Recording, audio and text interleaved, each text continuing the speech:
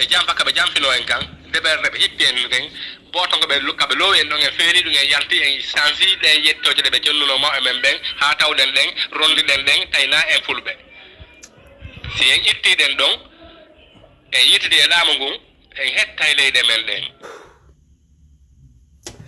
Peuple de Guinée, salut. Je suis vraiment triste aujourd'hui, encore. Et heureusement, je suis alerté à temps. Et il est de mon devoir d'alerter le peuple de Guinée, d'alerter le Fouta Jalon par rapport à un complot, à une stratégie de division entre les fils du Fouta Jalon, qui est en train d'être planifiée actuellement. Mais comme on est informé, on va déjouer à cela. C'est pourquoi je demande à tout le monde de partager au maximum cette vidéo, si tu es pour l'unité de tous les fils de la Guinée. Vous savez, je vous ai toujours dit, un régime qui n'a rien à donner à son peuple passe toujours par la division ethnique, par la division régionaliste, pour se maintenir. Tel est le cas de cette condécratie. Des gens qui créent une plateforme WhatsApp, qui lancent des messages, qui disent on va regrouper tous les gens qui ont les noms Traoré, Condé, qui ont les noms Keita, Doumbouya, Kouyaté, etc., Camara, qui sont dans le Fouta, pour qu'on se réclame de Djalonké et réclamer notre terre. Si on le fait, le gouvernement va nous soutenir. Ça veut dire que le gouvernement est derrière tout ça. Vous allez écouter tout de suite. Vous serez bouleversés. C'est triste pour la nation. Pardon, suivez ça. Je reviendrai derrière pour décortiquer et mettre les gens à leur place. Vive l'union.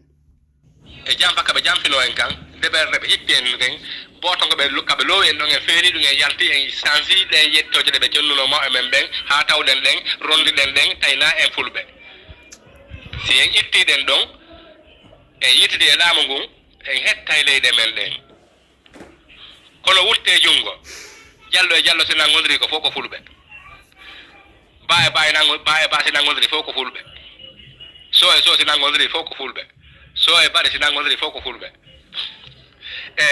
wala do regione on konta leji din so ngini so ko leñol manika ko leñol kisi ko leñol ani pour le Fouta ko leñol enen no be naka runde na leñol maccudo na leñol enen kadi ko leñol kono non ko sen artika yettoje exemple min turino me artika ka mama soran o kamara mi yetta leñol angol ko maninka ko do wata lende goddo hande kadi parce que mi artino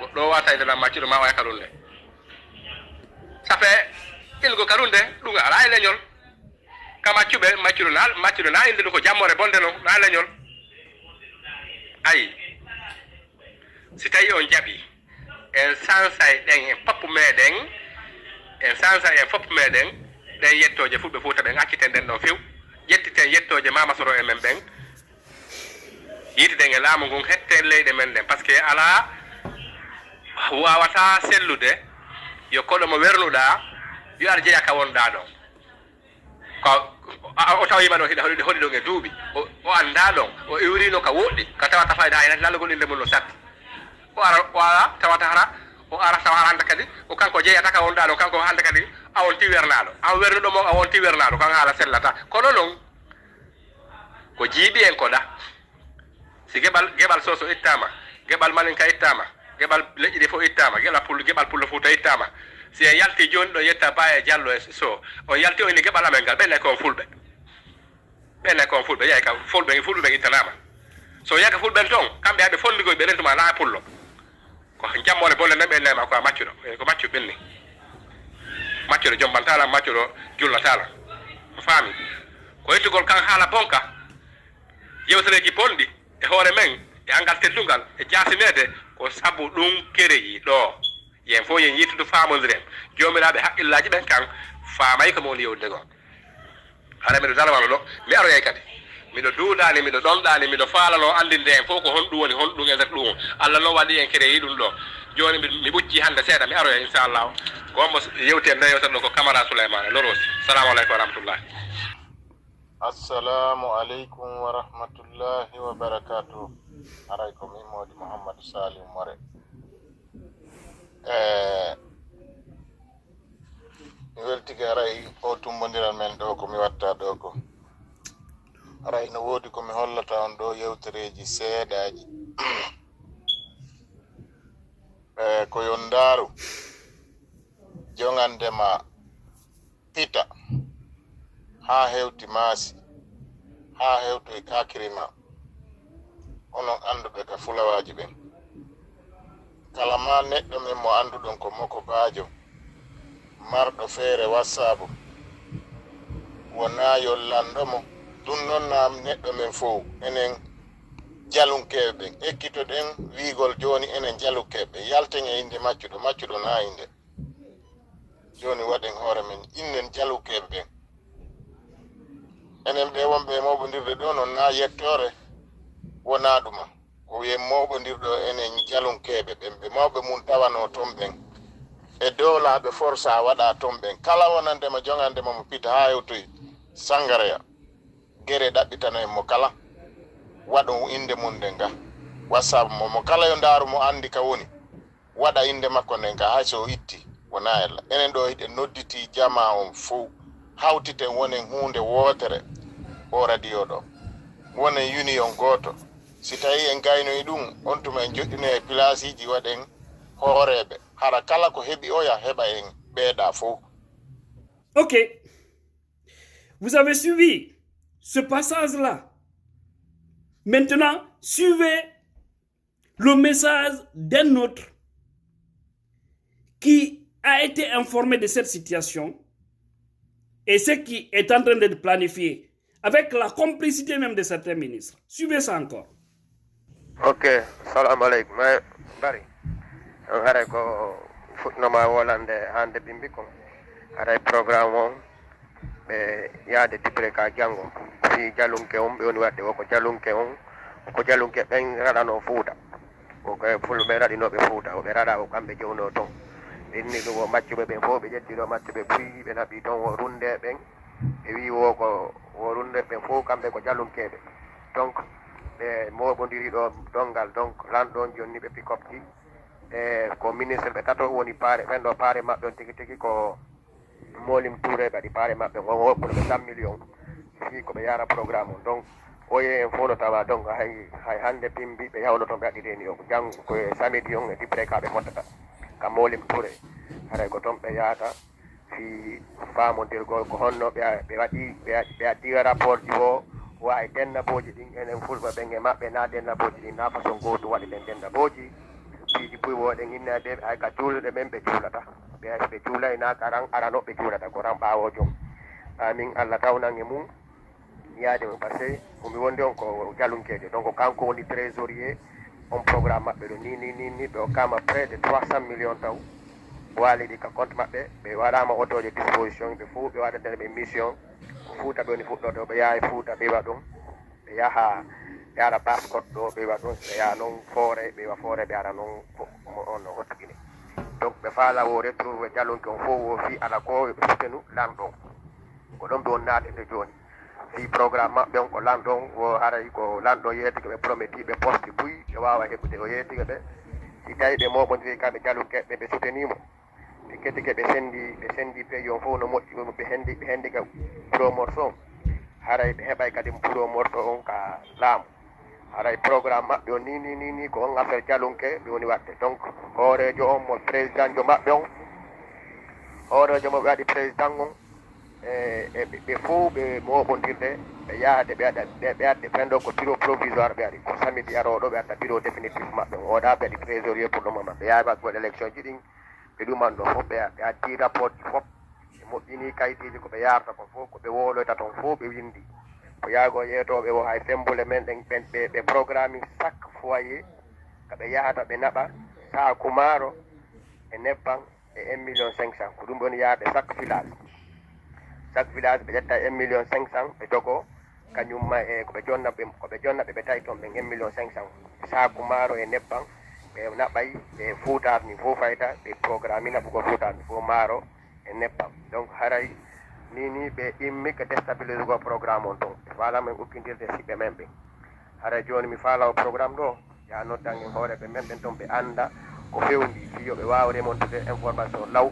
ƴetten disposition ji fiimu andinen ɓe wonɓe arde fenale ɗo wona ene wonde e maɓɓe wona gonga ɗoni wolde ɓe faala en ukkidirde enen koye wurtuɓe ɓe heeɓi duuɓi enen e ɓeɗe wondi nokku goto haray ƴetten enen ka disposition ji a tan daren no ɗum ƴettire fi programme de sensibilisation yimɓe wonɓe toon ɓe anda ko fi ko honno ɓe ƴakkita laamu ɗum ko ɗum ɓe woni ni donc on programme ɓe woni natude programme jallugue donc haray nini moɓe ndir lamɗo jonneɓe pick-up yaada près de 40 pick-up woni disponible presque hakkimaɓe donc carburant fof no fof ɓe waɗi programme donc à partir de semaine aro ɗo woko ɓe gayni huuɓinde ɗum ɗon wo si lamɗon jonna ito makko on fi yo ƴettu par ce que ni ɓe mari probléme hottugine donc ɓe faala sendude Fouta kadi fof sendo ɓe senda foore fof sendo ko ɗum so ɓe nanngudi yimɓe waɗa fof donc ɓe décidi ɓe ƴetti programme fi mum haray ko hollitugol on ka ɗon fiya ndaaro disposition no ƴettiren law aren accali ha tarda si ƴetten sensibilisation enen kadi haray ko ɗum ko andengol ɗon ɗum ɗum salamu aleykum wa rahmatullahi taala wa barakatuh vraiment merci beaucoup. Bien.